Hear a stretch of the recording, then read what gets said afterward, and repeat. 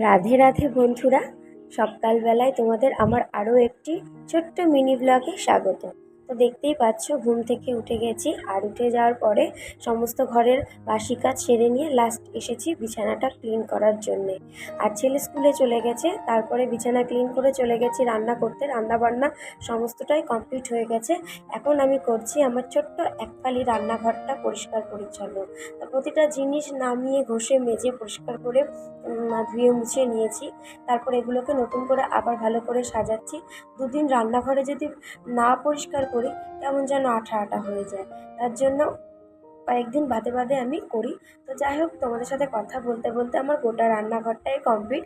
কিন্তু 1 মিনিটের মিনি ব্লগে এর থেকে বেশি তো আর কিছু শেয়ার করা যায় না, তাই এইটুকুই তোমাদের সাথে শেয়ার করলাম। ভিডিওটা কেমন লাগলো অবশ্যই আমাকে জানাবে, আর যারা নতুন তারা আমাকে অবশ্যই সাবস্ক্রাইব করবে, লাইক দেবে।